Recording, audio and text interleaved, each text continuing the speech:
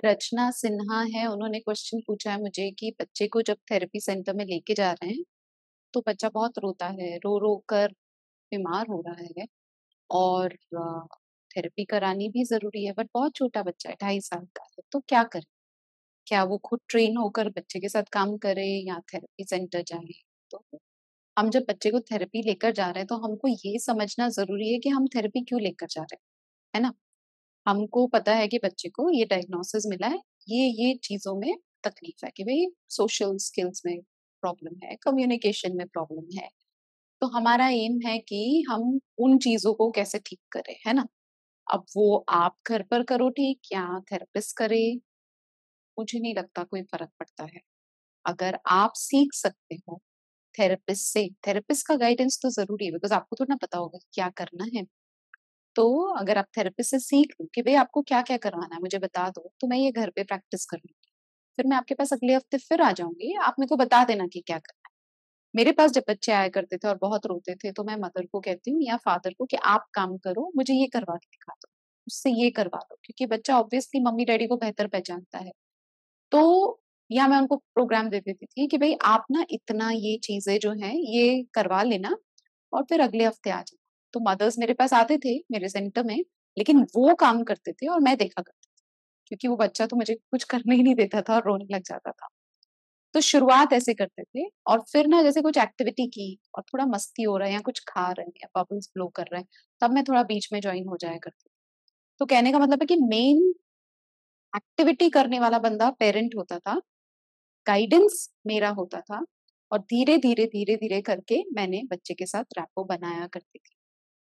जब मेरा रैपो बन गया तो मैं बच्चे को पेरेंट को अपने साथ में रखा करती थी हमेशा, क्योंकि मैं बहुत ज़्यादा पेरेंट्स को नहीं मिलती हूँ। मेरे को चाहिए कि पेरेंट को समझ में आ जाए कि क्या करना है, इसीलिए मैं कोर्सेज़ कराती हूँ ताकि आपको समझे कि कर क्या रहे हैं, क्यों कर रहे हैं और कब तक करना है, कब बंद करना है, ये मेरा मेन मकसद होता था। अगर आप किसी थेरेपी सेंटर जा रहे हो और वो कह रहे हैं कि नहीं आप अंदर अलाउड नहीं है और बच्चा रो रहा है, तो बच्चे का इमोशनल वेलबीइंग भी मैटर करता है।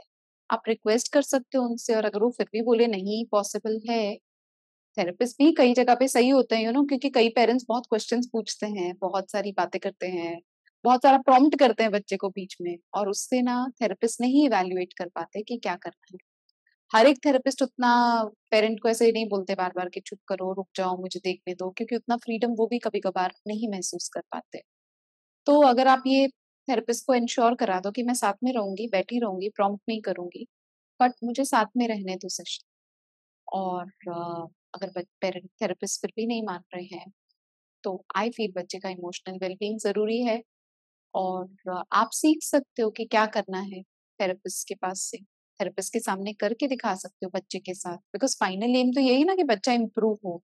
फिर वो मैं काम करूँ इम्प्रूव हो या थेरेपिस्ट काम करे या मम्मी-डैडी काम करे, डज़न्ट मैटर। आपको पता होना चाहिए कि हमारा एम क्या है। अच्छा ये हो गया अब आगे बढ़ो। अच्छा ये हो गया अब आगे बढ़ो। तो ये जो गाइडेंस है ये आपको थेरेपिस्ट दे सकती है।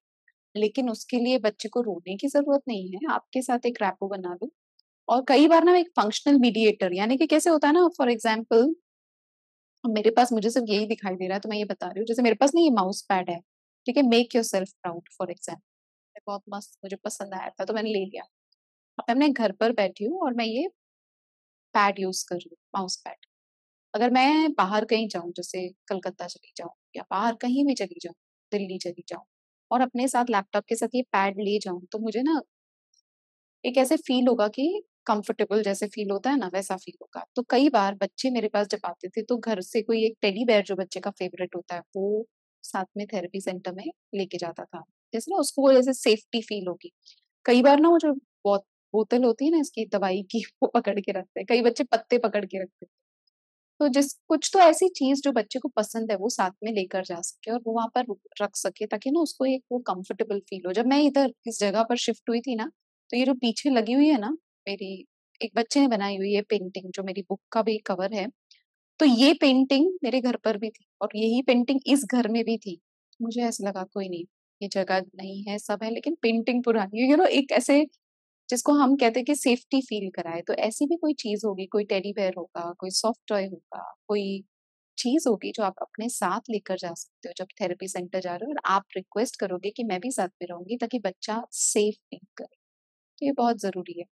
अगर आपने सब कुछ एक्सप्लेन कर दिया है कि आप नहीं बोलोगे, नहीं पूछोगे, नहीं प्रॉम्प्ट करोगे और फिर भी थेरेपिस्ट आपको कह रहा है कि नहीं आप अंदर नहीं रुकोगे, तो फिर मुझे नहीं लगता मैं वहाँ पर कंटिन्यू करूँगी। मुझे बच्चे को इम्प्रूव कराना है तो एक नहीं तो दूसरे थेरेपिस्ट से ही, क्योंकि बच्चे की इमोशनल सेफ्टी भी बहुत ज़्यादा ज़रूरी है। आई होप ये जो मैंने आपको सजेशन दिए इससे आपको कुछ फ़ायदा हुआ हो। अ, पेरेंट ट्रेन हो सकते हैं कि भई करना क्या है, लेकिन जो थेरेपिस्ट करते हैं ना सेशंस में, उसमें कैसे होता है ना कि आप जैसे जब मैं भी जैसे काम कर रही हूँ, तो मैं काम कर रही हूँ और काम करते हुए लगे अरे बच्चे का तो ना जैसे मेरे पास अभी बच्चा आया था पिछले हफ्ते, जिसको मैंने मिली थी तो वो बच्चा उसका ना ऐसे रिब केज पूरा ऊपर की तरफ था। तो वो ऐसा था यानी कि जब मैं काम कर रही हूँ, तो मुझे पता है कि अब नहीं करना है क्योंकि ये तो बहुत ज़्यादा स्ट्रेस मतलब ब्रेथ होल्ड कर रहा है, तो काम नहीं करना, थोड़ा रुक जाती हूँ, थोड़ा ब्रेक लेती हूँ। या मैं उसको झूला झुला रही हूँ और वो बहुत हँस रहा है, मुझे पता है ये कंफर्टेबल नहीं फील कर रहा है, 2 मिनट कुछ और बॉल प्रेशर जैसा कुछ करा दूँ। तो ये जो चीज़ें हैं कि कब करना है, कब बदलनी है एक्टिविटी, क्या करना है, ये थेरेपिस्ट को ज़्यादा बेहतर पता होगा बिकॉज़ वो कितने बच्चों को देख चुकी है। लेकिन वो आपको गाइड कर सकती है। अब जब मैं ये सेशन ले रही थी उस पेरेंट के साथ, जो मेरे पास आए थे, उनको मैं बता रही थी, देखो इसका रिब ऊपर है, 2 मिनट रुको, अभी मत करो। अच्छा देखो अब वो सेटल हुआ है, कंफर्टेबल हुआ, अब ये वाली एक्टिविटी करो। तो ये जो क्या बोलेंगे पेरेंट एजुकेशन बहुत ज़्यादा ज़रूरी है। तो ये मैं क्यों शेयर कर रही हूँ कि जब थेरेपिस्ट काम करते हैं ना उनका नज़रिया बहुत अलग होता है, पेरेंट जो काम करते हैं उनका नज़रिया बहुत अलग होता है। लेकिन पेरेंट्स सीख सकते हैं। जो चीज़ें मैं बच्चे में देख रही हूँ, वो आप भी देखना सीख सकते हो। तो आप अपने थेरेपिस्ट से ये बताइए और नहीं है तो किसी से भी आप सीख सकते हो, कोई भी थेरेपिस्ट आपको सिखा सकते हैं। मैं भी सिखा सकती हूँ, अगर आप मेरे कोर्स में आ जाओ तो। तो कोई भी सिखा देगा, ठीक है? बट बच्चे का इमोशनल वेल-बीइंग बहुत ज़रूरी है, ठीक है? Thank you.